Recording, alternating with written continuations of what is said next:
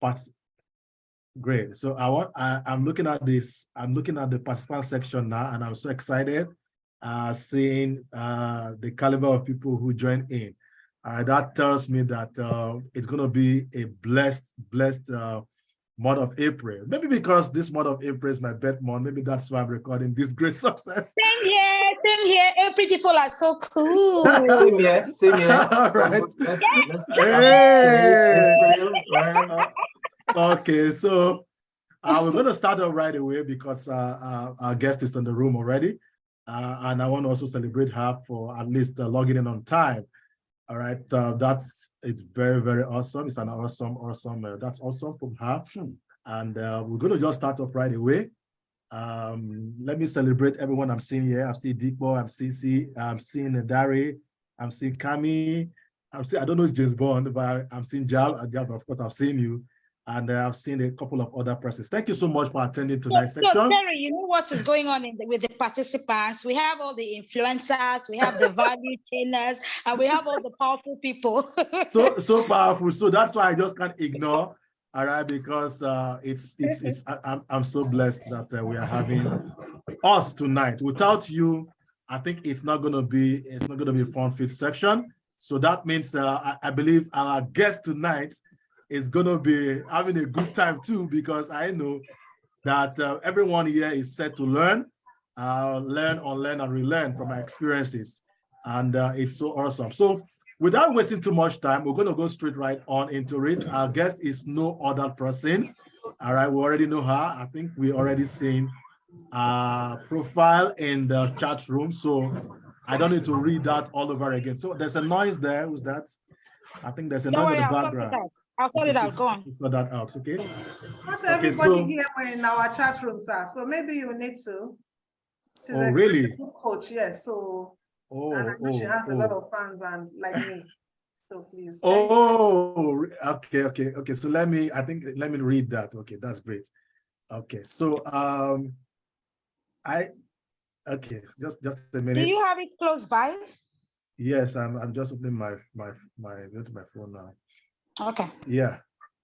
Okay, so I'm going to read our profile. So I don't know if the recording has started. So okay, recording is still on. So let's go. Let's roll. So our guest tonight is no other than Coach Lara Yeku. All right, Lara Yeku. It's a global HR leader, executive coach, mentor, international speaker, design thinking expert, and author who is well known for her immense innovative contributions to the current trends and practices in the evolution of human resources management in Nigeria. Lara is currently a divisional director and is head of HR Food Division at Flour Mills of Nigeria PLC. As a highly respected HR thought leader, she has won several awards, including 2019 Talent Management Strategist, 100 Women B2B Thought Leadership, and second LinkedIn Top 10 Women Thought Leaders to follow in 2020. 40 HR leaders in 2022 to follow in Nigeria by People's Home.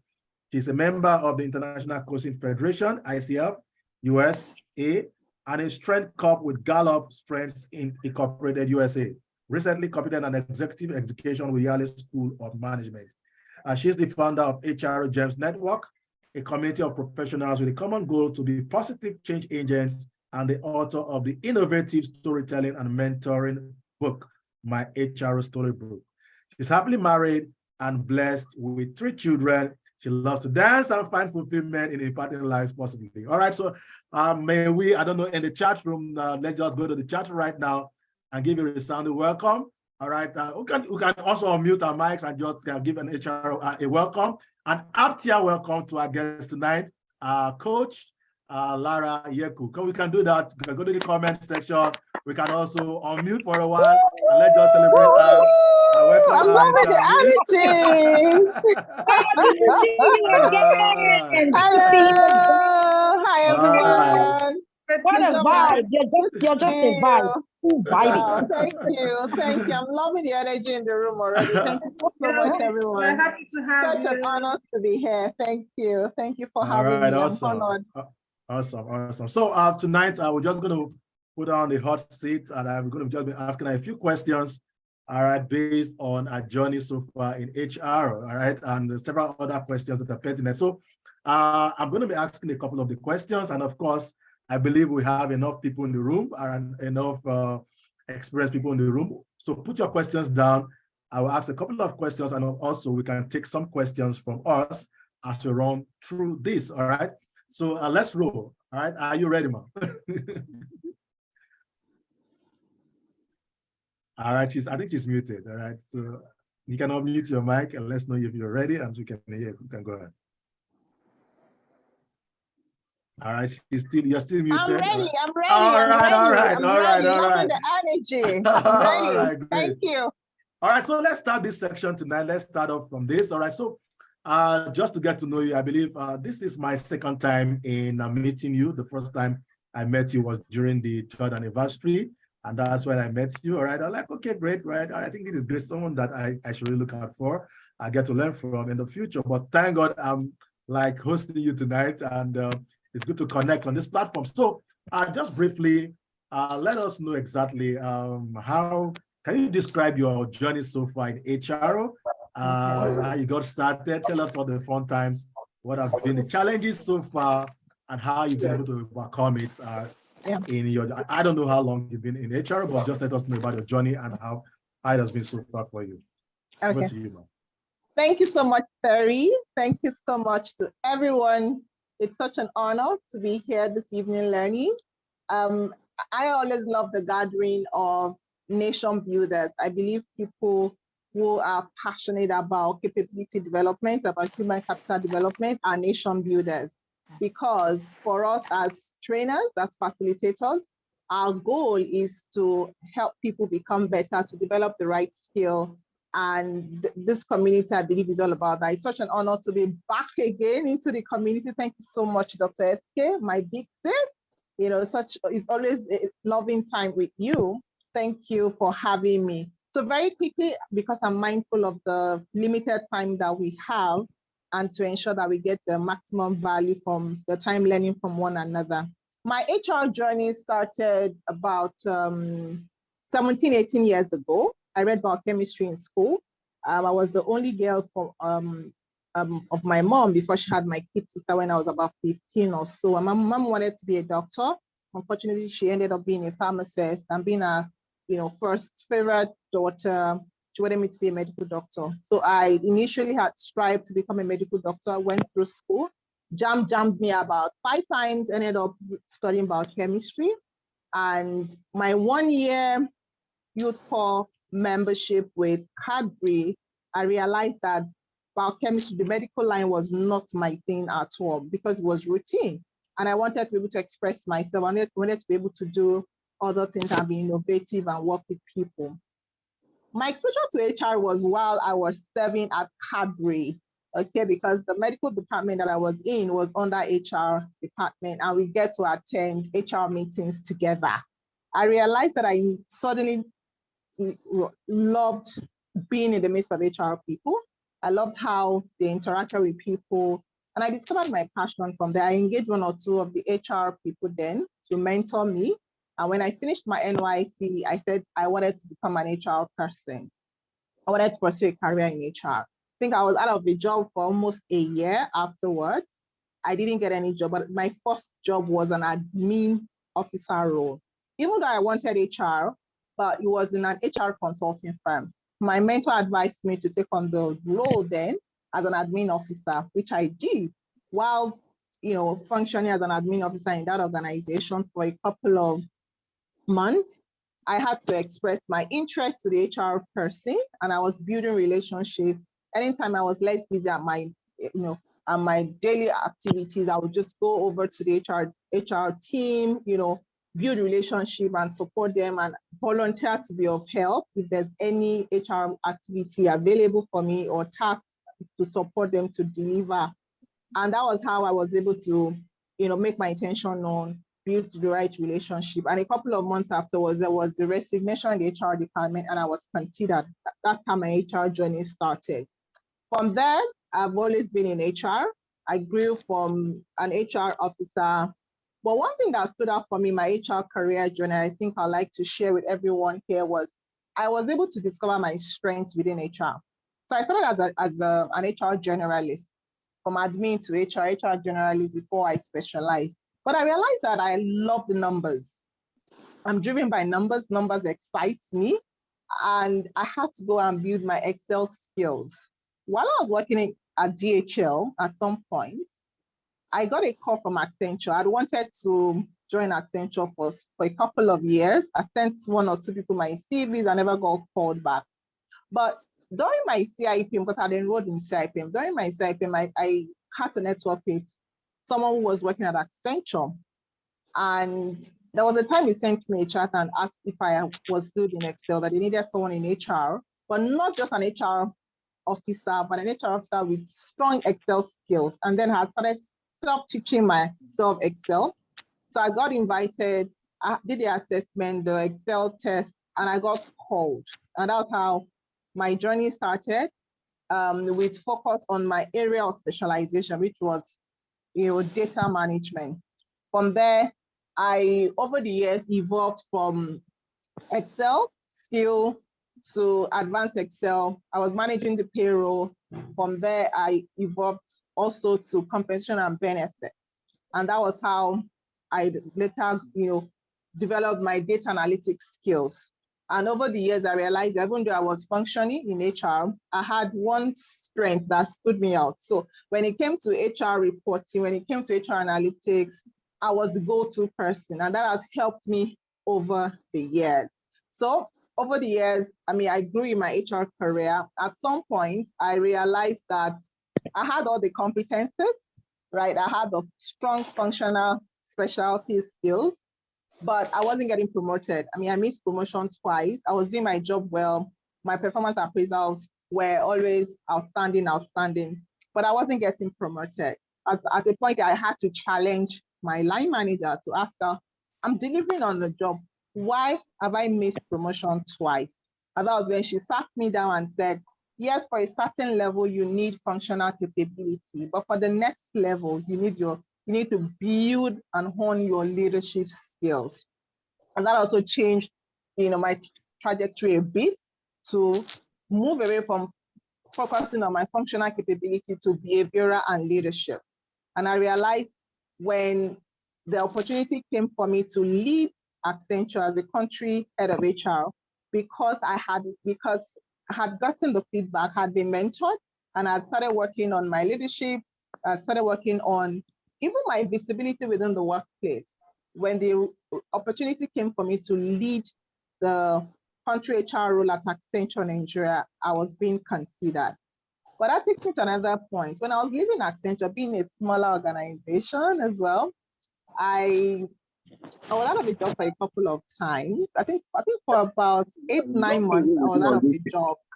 And when I was leaving Accenture, one of my partners mentioned to me and said, okay, you've always managed small headcounts, 250, at Accenture. I'm not sure you have the capability to manage large headcounts. That was, I felt a bit hurt by that comment, because you've not given me the opportunity and you're already thinking I can't manage large headcount. But I took that as feedback, and I said to myself, if I'm going to evolve from leading a business of small size to managing a complex conglomerate, what do I need to do? I did a bit of self-assessment, and I said to myself, some skills have to stand you out. And for me, it was one, my design thinking skills that enables me to solve problems creatively. And that was why I also further deepened my specialty in design thinking.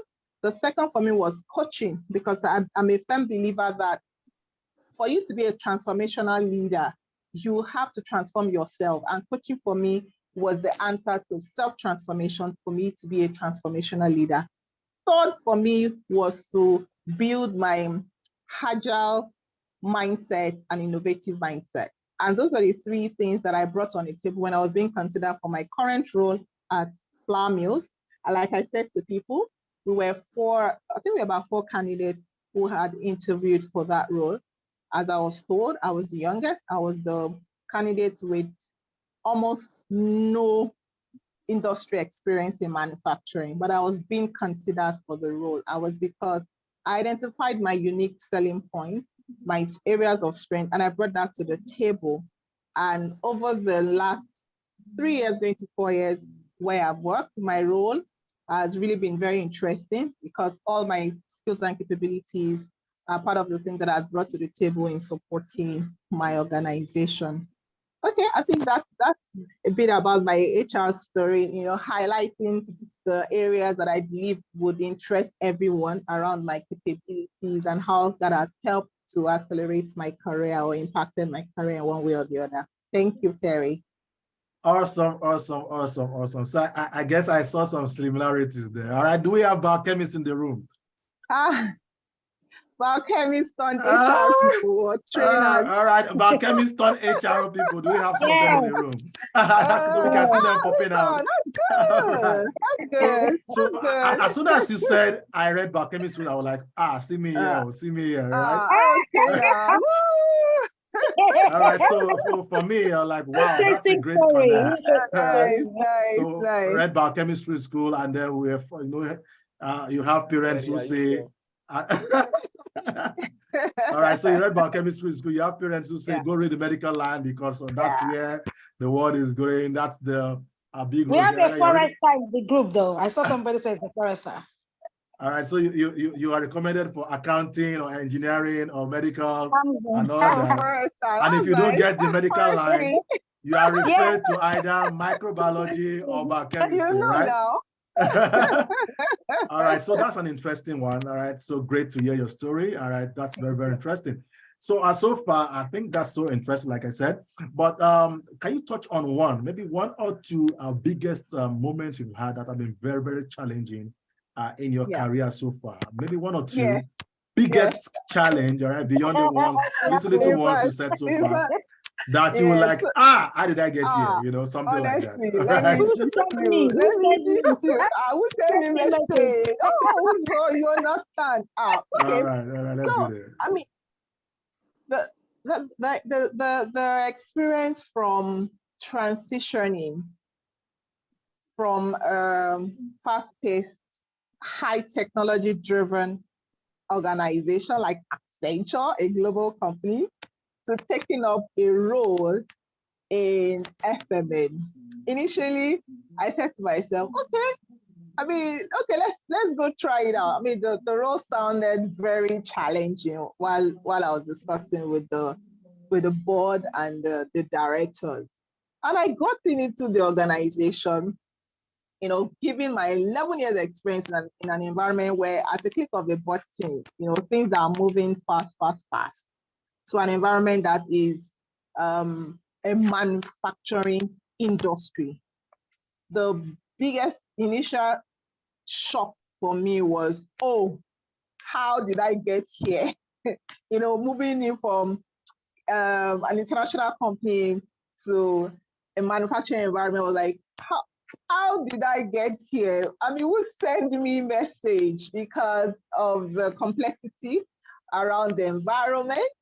If I remember the first time I had my interview, I was invited to the office at Apapa. As if I don't know where Apapa is. I was asking, please, where is Apapa? In this Lagos, as if I don't know.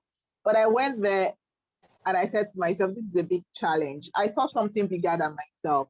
So the challenge initially was the size of the organization, the complexity of the organization, and of course, the multi dimensions that the size comes with. One is multi-generation. I was coming from an environment where we had maybe two kinds of demography of employee into an environment where we have like 4, from the traditional to the baby boomer to Gen Z to Gen Y. So it was a bit, now I have to relate with more generation that I'm used to. That was one. The culture was definitely different, right? From a culture of where everything is prim and proper in Accenture to a culture where it's manufacturing, where they have to wear their PPEs. So it was a bit of, how did I get here? How did I get here? So but one of the things that kept me going through was impact, my purpose. My purpose is very clear, and my purpose is to make positive impacts in my life. And I said to myself, I would not allow this challenge to push me away, but rather I'll see it as an opportunity to make an impact. It was challenging. When I got in, a lot of people saw me as, oh, who is this Ajebo? Who is Ajebo in Miss? Can she cope? Will she survive? But guess what? I embraced the challenge. I loved it. I would go to the factory. I'll reach out to my colleagues, outside Lagos. I had to build relationship and build trust. Yeah, and that took a while because people kept saying, okay, this is not how we do things here. This is not how we are used to doing things. This is how we've always done it.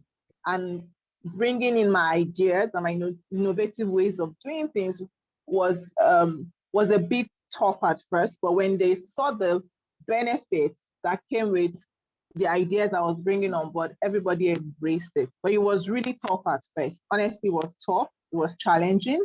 The environment was totally different from me. But over time, I was able to, sail through with clarity and purpose to make an impact, to build right relationship, to build trust. And today, I really do love and enjoy my work. So that I would say that has been the most biggest challenge I've had to encounter. All right, awesome. Sometimes if you don't take the big jump, you won't even know that you have the potentials and capacity to be able to meet up.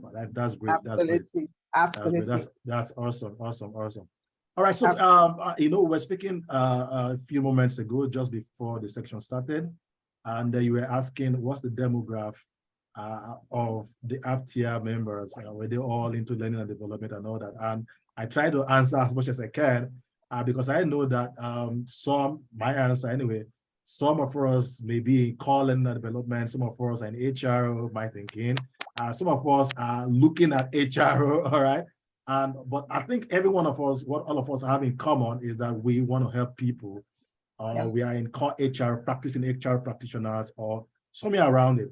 All right, so I want to ask this question, all right? What are some of the top qualities or essential skills that you think, all right, anyone who wants to have some success, all right, or a great measure of success in HR, what are some of the qualities or top skills that they should have to actually do well, in addition to some of the things you've mentioned so far?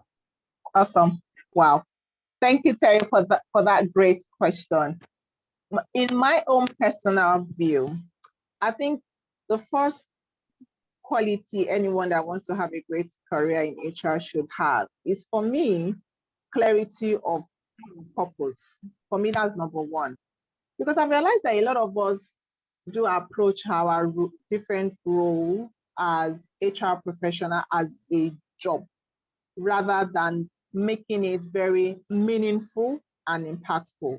Because the reality is our jobs, our career, some people call it job, some people call it career, forms a big chunk of our life's journey.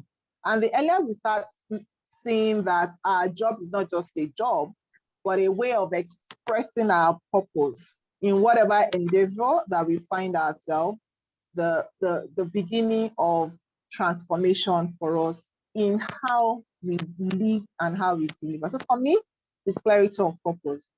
If you are an HR officer, why are you an HR officer? If you're an HR manager, why are you an HR manager? Yes, your job description exists for you to provide solution, right? For you to manage people within an organization to deliver value or deliver in line with the business objective. But beyond that, it's not just what is written on your job description. It is who you are as that individual in that role. Understanding that your role is to express the best form of yourself in your job. So for me, it's clarity of purpose for why you exist in that role as a being. And that's number one for me, because it all starts from our approach to how we see ourselves to deliver. So you can have the best quality.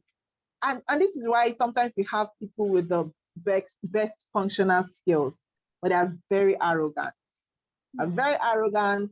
They treat people in shoddy way. They don't care, just do the job and move. And it's because they've not really found the true essence of their being for that role that they occupy at that period of time. So for me, clarity of purpose.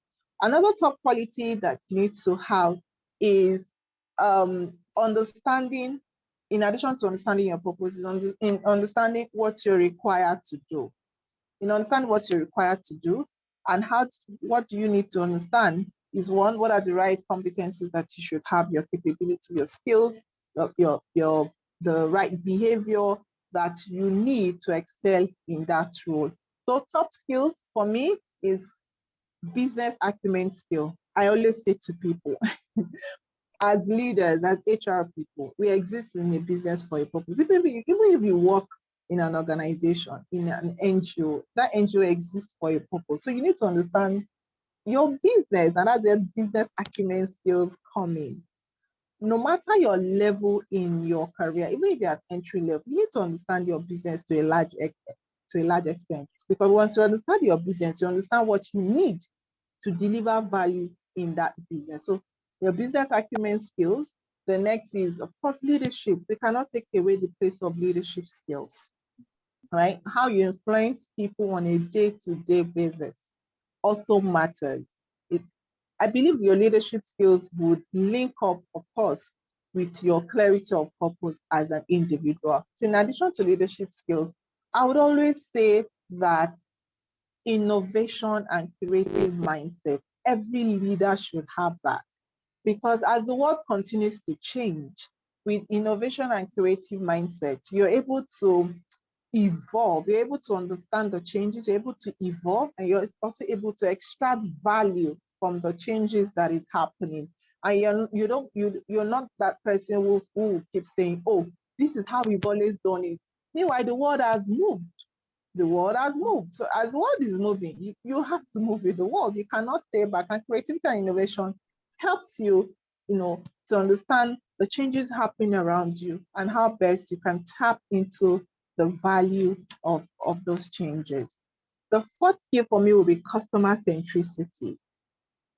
I am a firm believer that if you want to, every organization that exists over time, organizations that have paid strong attention to their customers.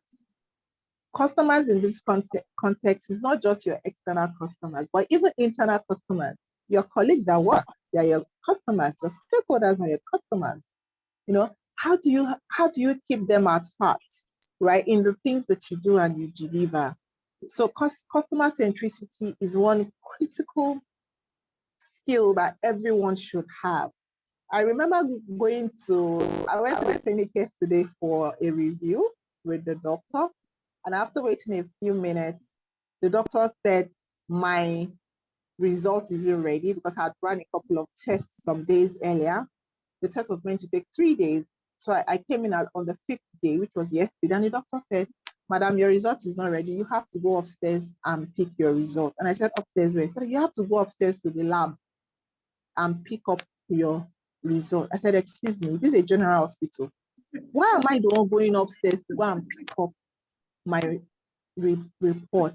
She said, Madam, that is how we do it here. Wow, really? So I went to the front desk. Well, who am I the one that have to go upstairs to go and pick my medical results? I mean, I ran a test here. She said, that's how we do it. Nobody will go. Nobody will go. And there are nurses and attendants gisting and sitting, and I have to go upstairs. I said, that's absolutely wrong. I mean, I'm here in the hospital. You don't know my state of health. If I was feeling fine, the person I won't be in the hospital. They're telling me to go upstairs and pick my result. That's what your customer said. It also shows that there's no teamwork. You're telling me that, unfortunately, by the time somebody went upstairs to the laboratory to pick up my medical result, she came back and said he was not ready. I mean, so I would have gone upstairs, wasted my time, and the result would not have been available. So customer service really goes a long way. How we relate to one another, how we treat other people really is important. And of course, other business-specific functional skills that relates to our various areas of expertise, I believe should also be one of the top skills that we should build as professionals in different fields, in different sectors. Those would be my submission for now, Terry. All right, awesome, awesome. Thank you for that. I think the couple of things you've said so far, I don't want to repeat again, all right, because I believe we got that very clearly. And our time is running so fast. I have a couple of questions here to actually ask you tonight. I'm loaded, but I don't want to be the only one asking questions. So I want to also ask, maybe there are a couple of persons, all right, part of our audience who also have questions. So I could maybe take yours and then add it to mine as we roll, because the time is actually running fast. So let me quickly take one in the chat room, all right, quickly, and then expect some more to come. And then I will ask you from some of the ones I have too, as we roll towards the end, all right? So there's a question here, all right? People, I think it's like a follow-up to your last comments. That people see HR practitioners as those who help others. You know, you said you're very focused on people, right? So you want to help people, you want to help others. And sometimes you don't even understand that you are human being too yourself, right? You have needs, you have challenges, you go through a lot, right?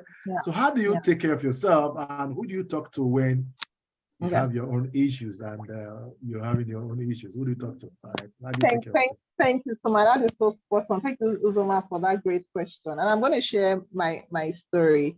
So people ask me, Lara, how do you do it?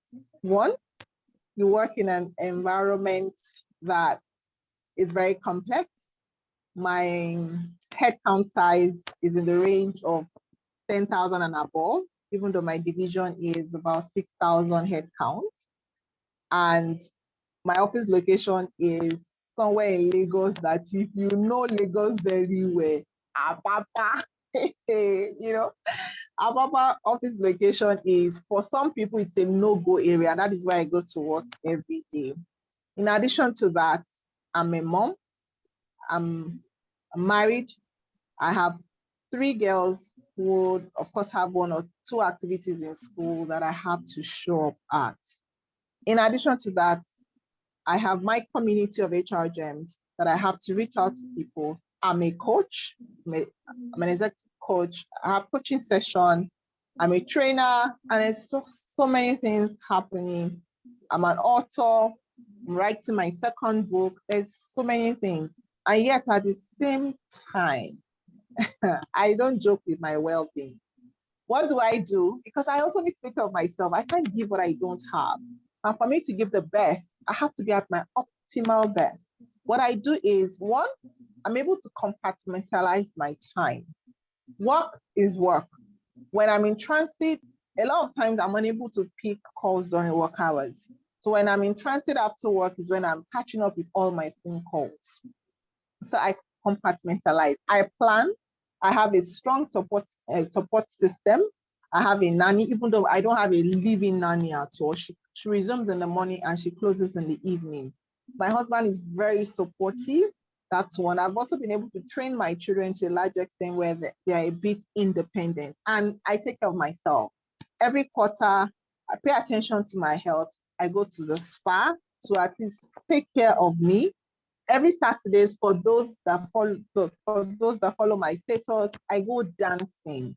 But sometimes I spend hours in traffic. Friday evenings, I just go dancing, because dancing helps me to distress, right?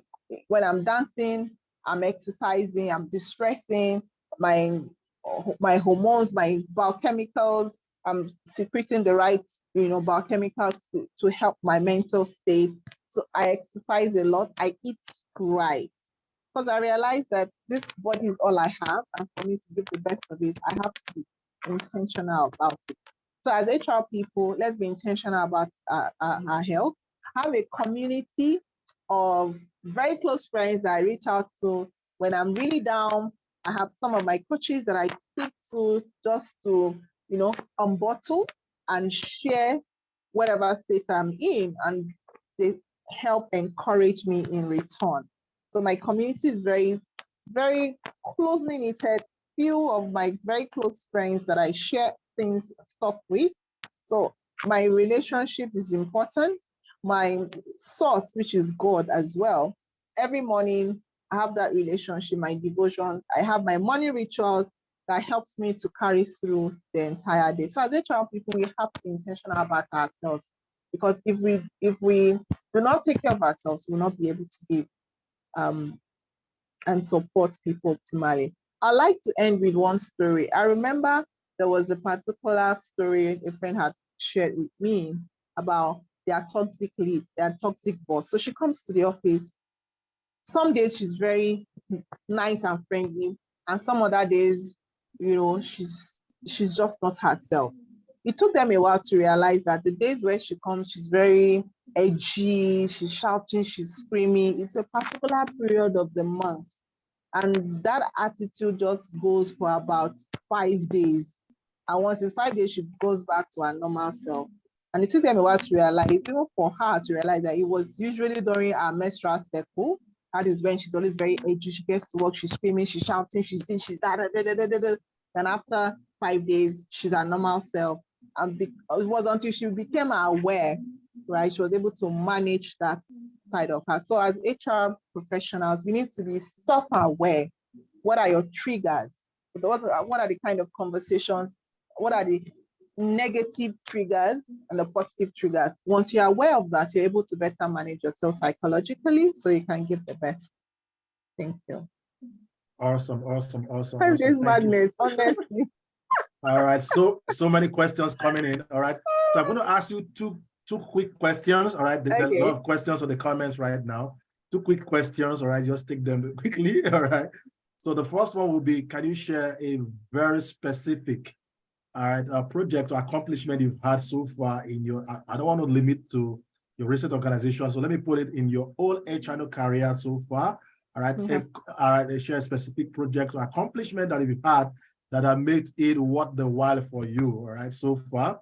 And then the next question will be, how do you manage management decisions, especially when it conflicts or it goes contrary, right, to have frictions with employees? So quick one. So the first accomplishment that I had that I'm really so proud of was in 2015-16, when my former organization Accenture moved away from the performance management system into what we call performance achievement.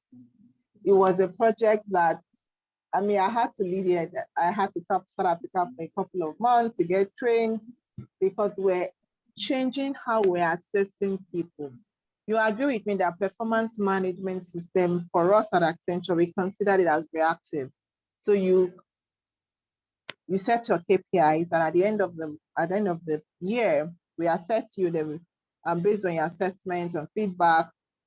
All other HR plans are layered on that. But with performance achievement, we said no, we don't want to assess you, after you have done or after you've done your KPIs. We want to be more proactive. We want to know you better, and we want to start assessing your achievements, not your activities. That meant with performance achievement, we had to do strength assessment for every one of us, every employee. We wanted to know what your strengths are and how can the business leverage on your strength to get the best of you, and tie that to performance to say your strength is in this area. What are the achievements that you commit to achieve in that year in line with the business objective or your function objective? And that project was phenomenal. It was the entire change to how we view performance at work that really got people getting very excited. We scrapped calibration, we scrapped performance review. The entire process changed, and I had to lead that for Nigeria.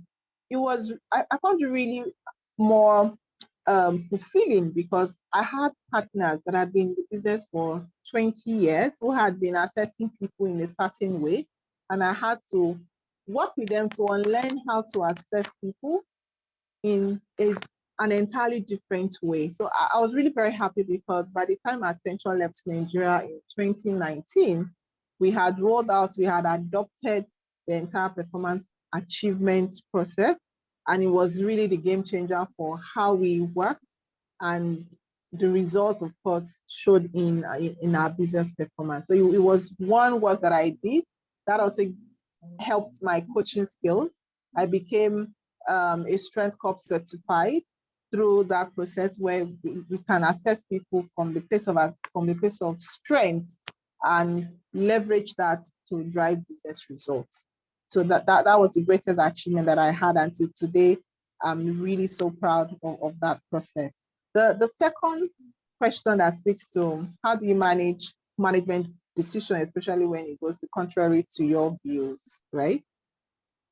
Is that the question, Terry? How do you manage Yes. management decisions Yeah. that causes conflict or frictions amongst the employees? That's good Oh, contrary. okay. Yeah. All right. The Those are management what wants you to do this, whereas the yes. employees.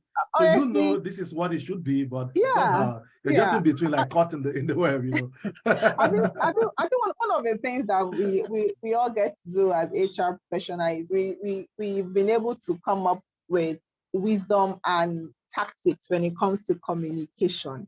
So how do I manage it? It's through communication, right? First for me is highlight the benefits. A lot of times it's usually not a win-win, but I try to get the employees to see things, from the business perspective. I leverage a lot on line managers communication, because as HR people, sometimes they label you, oh, she has come again with her news. She has come again with her news.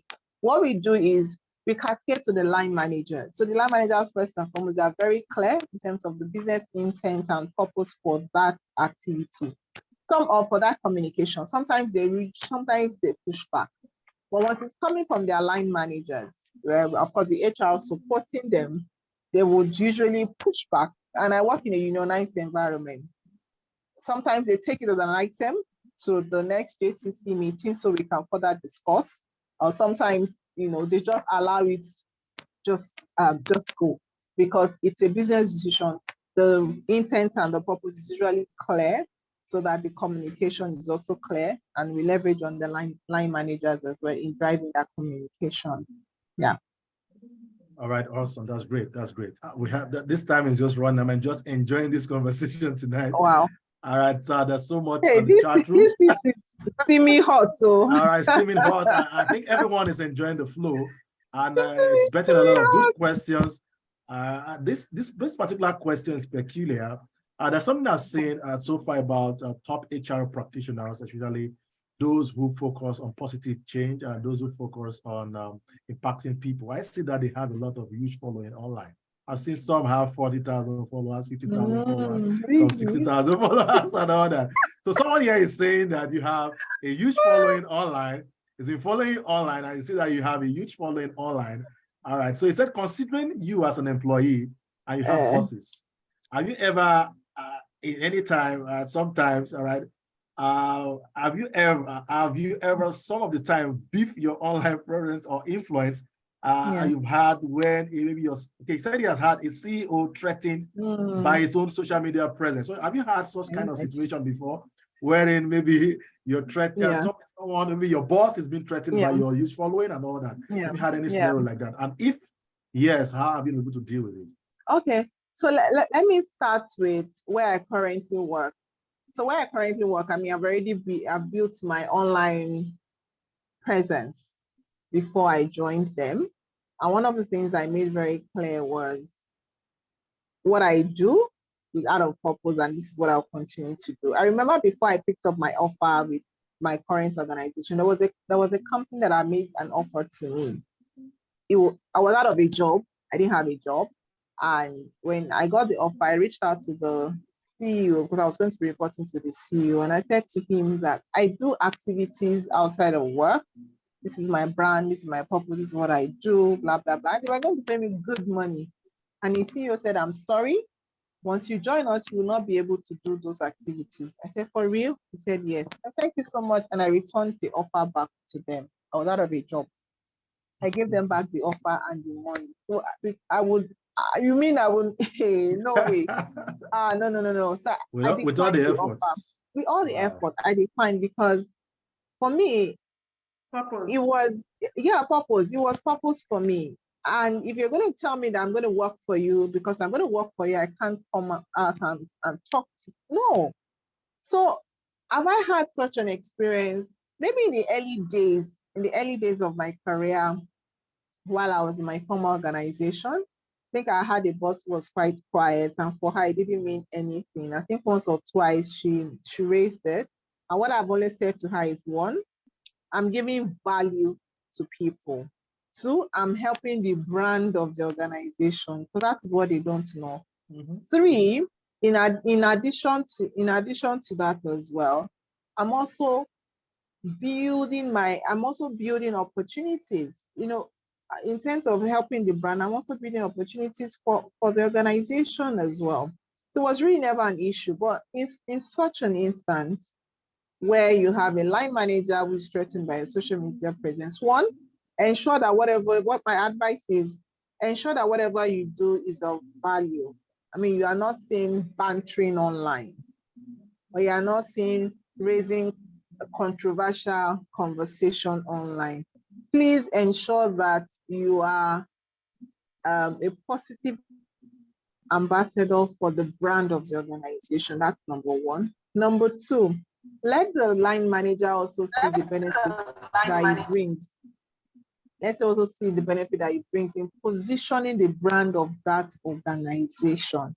And of course, let him also know that you're giving value, you're impacting lives, you're sharing, you're building a community that eventually would also bring positive value in terms of brand equity and brand strength to the organization.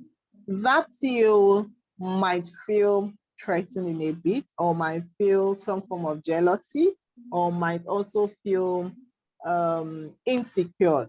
Well, what you need to do is don't let it impact you. Just have that conversation. And sometimes you might also look at the timing that you post. For some of the CEOs, it might not be what you're doing, but maybe the time of your activity. I'm also very sensitive to the timing of your activity. You cannot be posting online during work hours. So you need to manage expectation. You need to manage optics and ensure that you are not sending the wrong vibe. But if the CEO has come out, engage the CEO. What are his exact concerns? Is it that he doesn't want you to talk about work related? Ensure you're not talking about work related, just something very personal to you, or something that you love to share as outside of your related work information or knowledge, to avoid conflict of interest. Thank you, Julius. Absolutely spot on. Okay, great. I think that's great. All right, so I think we can just take three short questions. All right, let's see how we can do justice to that because the time is already fast spent. All right, so I have one here. All right. Come in at this point. Sorry, please. Let me come in at this point. Apologies. CLY. Yes, sir. I know we said 35 minutes only, but I don't know. The fire is crazy. Yeah. I don't know if you don't mind, please. I just it's okay. No. I'm enjoying the vibe. I'm enjoying the vibe. All right. Thank you. Thank you. Okay, great. All right, great. Okay, so we're going to just take three questions. I think they are short questions, really. I'm just assuming they are short questions. So anyway, well, let's see how we could take that so that we can call it a day for tonight. All right, so the first one is, with your career trajectory, do you consider the glass ceiling as real or imagined? All right, it's obvious it didn't restrict you. So how did you shatter it? Yeah. Thank you so much. I remember the next question. I will just take these two. Okay. All right, the next question there, which is, I think this is very, very spot on too. Ma, what advice would you give to a final year student with a budding interest in HR management? Yeah. Okay. So let's take these two questions first. Okay, thank you. So in terms of the glass ceiling as real or imagined, I mean, I've always stayed focused in my career as I grew. I remember the first time I found myself in the boardroom at my organization with men. I was the youngest in the room, and I was also the only Black woman in the room. I felt, oh, how did I get to this boardroom here? I think for me, number one is the God factor. I'm someone who's very spiritual, and I believe that there is nothing I can't do, and there is nothing God can also not do for me. So the glass ceiling for me never existed at all. I have bigger dreams, I have bigger goals, and I know that I can achieve it. I'm unstoppable. So with the right mindset, the glass ceiling does not exist. However, what I've also realized is I need to equip myself and prepare myself for that big dream first, in addition to believing that I can achieve it, getting clear what I need to, what are the skills I need to have, what are the relationships I need to build, and understanding what it requires to get there. If there's a room, there's a need for me to take trainings, to take mentorship in getting there, I stay committed to that. So the glass ceiling for me, I believe, exists in our minds, but not in reality. You believe you can, you're unstoppable, and then you put in all that you require to get there. The opportunity for me is enormous. I was telling someone that we're in a world now that they are looking for a lot of female leaders. It's an opportunity for all women to continue to develop ourselves and then position ourselves. There is a whole lot of opportunity up there. People are looking for female leaders. So we cannot just, we can't cut ourselves short in any way. So that's that. The glass ceiling for me doesn't exist.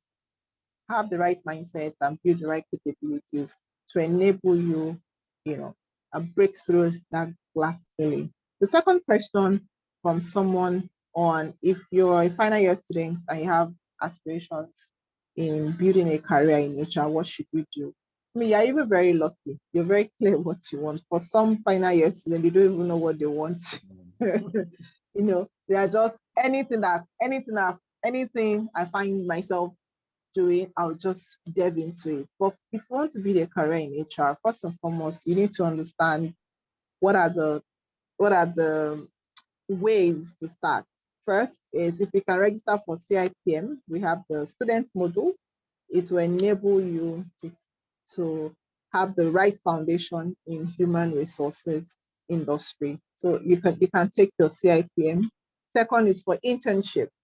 Seek opportunities for internship in either an HR consulting firm or in an HR department, because that way you get exposed to understanding HR. Then the third for me is build networks. So build networks in terms of being in HR community. There are several HR groups on Facebook, massive, a lot of HR groups on Facebook. Be in the community, stay close to the community. If there are activities or events organized by HR professional people, please attend, and that way you realize that gradually you're going to be building your career into HR. I wanted HR. One of the things that helped me was I reached out to my mentor and I said, I want to work in an HR consulting firm. I remember going to her office and she gave me a stack of business cards and she said, oh, Lara, start going through all these cards. If you find anyone in an HR consulting firm, remove the card, give them to me, and I will initiate the contact. So my mentor helped me to get my first HR job. And that's, who are your mentors? Build relationships, leverage on their network. And even if you don't get your HR job right now, please enjoy the process until the HR job comes, so you don't put yourself under undue pressure. Thank you. Awesome. In short, I'm loving this tonight. All right. I am really loving this. All right. So before we call it a day, we're going to ask you just one very last question. And this is just so, I don't know how this question looks like. Anyway, but I think it caps everything, right, that have been said so far. All right. So for me, this is like you said so far over and over again, this is like purpose for you. And I can see from the responses so far that so passionate about this. But you read biochemistry in school and all that. And then Yeah. somehow this came in on board at some part in much later in your life. So if this is the question, so if you were not an HR professional today and you are not having the results that you're having today, Yeah. what do you think you would be doing differently? Do you have some other passions or interests or something else apart from this? Oh, okay, sorry, please. CLY, before you answer the question, please let me jump in here because this question is so interesting, and I'm sure we're all looking forward to the responses. If you were not an HR, what would you be doing? That's interesting. But please, oblige me to just do a very quick. I don't want to call it announcement, but let me just acknowledge everybody who is here and just take 30 seconds to just tell everybody here, thank you for coming and thank you for joining. And just to use this moment to also introduce to you who we are. This is Association of Professional Facilitators and Trainers in Africa. So we're an organization, as you can see, as you can hear from the name, we're made up of facilitators and professionals, trainers, learning and development, HR, all of those. That is who we are. And the program you've just joined this evening is just one of the many interesting activities that we do in AFTIA. We have what we call Ask the Boss, where we choose somebody who is we choose somebody from any industry and we kind of like put them on the hot spot, and then in our WhatsApp group, we're just asking that person questions relating to what they do, and then they just get to answer. So we call it Ask the Boss. Then we have what we do every Thursday. We call it Teach Me Thursday. So again, somebody is coming to teach from their wealth of knowledge. And we have so many other activities. We have the one we call Thought Leadership Series. We do book reviews. Our book reviews are awesome. Please, after us here, can you just put in the chat room how the last book review was? It was so interesting. It was like a book battle. We had teams battling against each other. And then we have what we're doing now, which is called Time Out With. So we invite people like our own very CLY here. And sometimes we just invite people from other industries and we come and have a timeout like this one here. And when we have what we call member spotlight, where we just put our light on somebody, a member in AFTIA who has been, we just want to acknowledge that person and recognize that person. And then the beautiful thing about joining AFTIA is that you get job opportunities, you get training opportunities. Somebody is always showing something in the chat room. Oh, there's this person who is a project management, whatever. There's a training coming on. Who is interested? Chat me, boss me. So you have all those opportunities. And of course, the networking is endless. So I just wanted to say thank you, everybody, for coming once again. Thank you, CLY. And back to your question. We have to keep that for the last. Yeah, thank you. Sounds very interesting and shows that a lot of interesting stuff is happening in the community. Kudos, everyone. Thank you. So you can go ahead and answer that last question. What would you have been doing if you were not an HR person? I didn't see that question coming, Terry, and I was asking you for Expo. I was asking you for Expo. He didn't give me Expo. I actually didn't have any expo really. So these things are they're just coming, they're just coming. You're spiritual. I'm also spiritual. Yeah. So the spirit met the spirit, all right? Yeah, okay. Yeah. Okay. You're no longer a chemist. Terry. No. Well, biochemical is spiritual. Oh, wow. So if I'm not an HR professional, what would I have been? So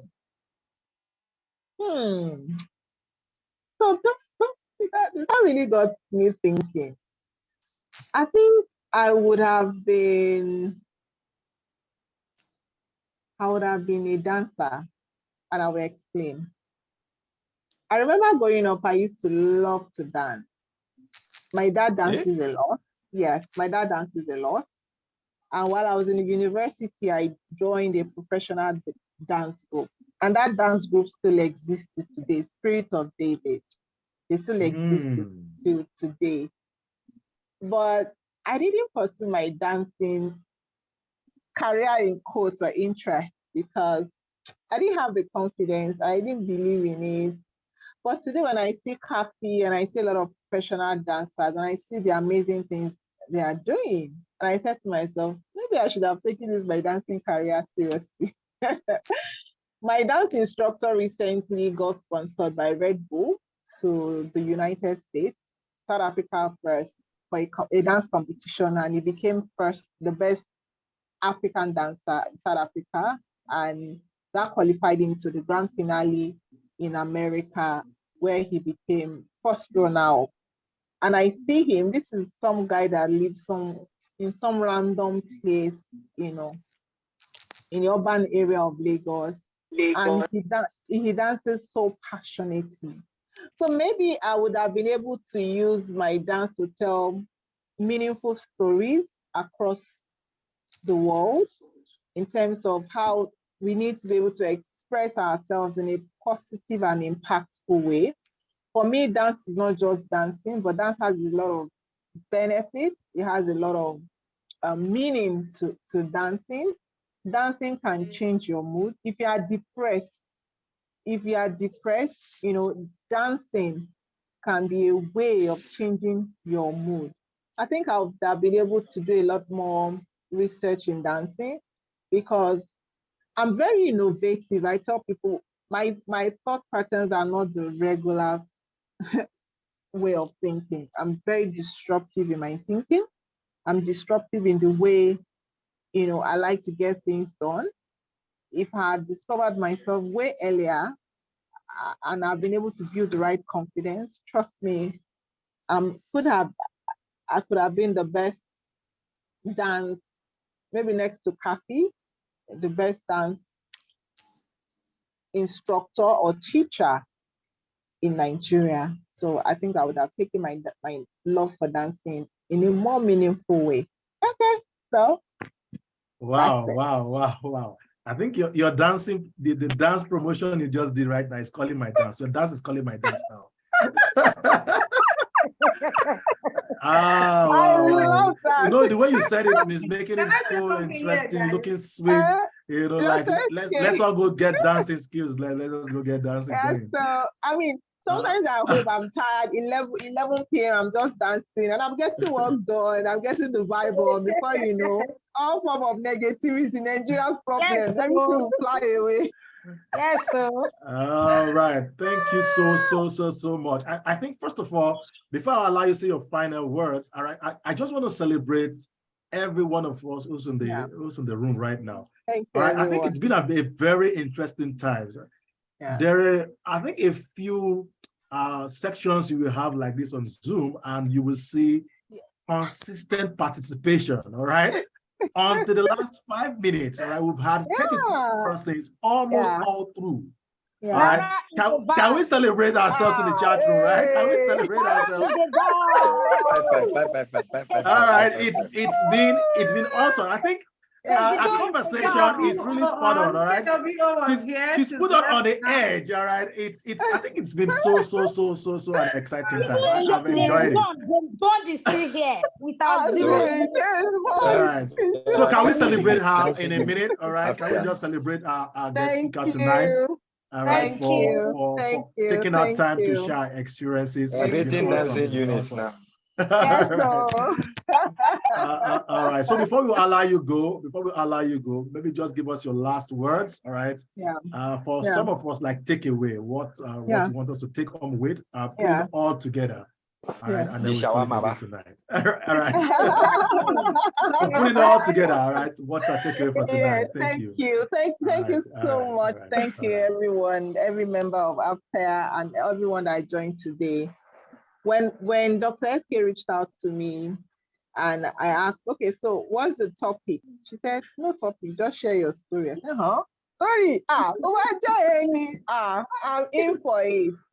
So my takeaway is, for me, storytelling, right, remains the most powerful way of transforming our world. And every day we have the opportunity to write our stories. I know you've all heard my story today. You all have your story. However, we need to wake up every morning with the consciousness that we are going to write a positive story about ourselves. When that becomes our mantra for the day, it changes how we live our day with more intentionality. Because you are writing a story for yourself. You're not going to live that day anyhow. You're not going to live that day treating people anyhow, because by the time they talk about your story, you are conscious, what story will they be saying about me? For me, it's the awareness for us to wake up every morning with intentionality to write beautiful stories about ourselves, no matter the problem you are facing. And honestly, we all have issues and challenges. But what story are you going to create out of that challenge, out of that problem that you're facing? With that mindset, honestly, it changes how I view about life, our view about how we do things. So I want to encourage everyone, get up every day, waking up, that you're writing a beautiful story about yourself, and not just write the story, but dance to that story. Thank you so much. Such an honor to be here. Come on. Thank you so much. Step. I guess Oh, you didn't tell us to give us some step-ins. All right. Thank you. Give us some moves, though. Before we leave, All right. you have to give us some moves. I will give you moves. Yes, So so check out my status. Some step. I'll go to my Instagram page. I'll catch the moves there. girl. All right. If you want to know more about her journey, because the time tonight was not enough, you should get that book, My HR Story. My HR Story, yes. I met Coach Lara, I met the book, which is a good thing. And then when I met her, the first time I physically was in a session, in a gathering with her, in a place, an event that she organized last year, the dancing was crazy. It was that everywhere, following that first, everywhere. She was the button and I've seen a kindred spirit. So I just want to encourage us to please get that book. The book is powerful. Thank you, Demola. Thank you. Thank you so much. If you feel you saw fire here tonight, if you feel you saw fire, if you get into that book, the hits, you won't put the book. Thank you. I'll send details to you, Dr. SK, so you can share with everyone how to get a copy of the book. I will. Thank you, sis. God bless you for the phenomenal work you're doing. Thank you so much, everyone. Terry, Uzoma, well done. Great job, everyone. Thank you. They are all waiting for you to join. They are disturbing me. The link is there. The link is there. All right. Yes, it's just one click away. Honestly, I have to join. Thank you. Uzoma, can you take up the recording now? All right, let's have the recording off. All right, I see that the last question is even betting more. I can see the chat room. Someone is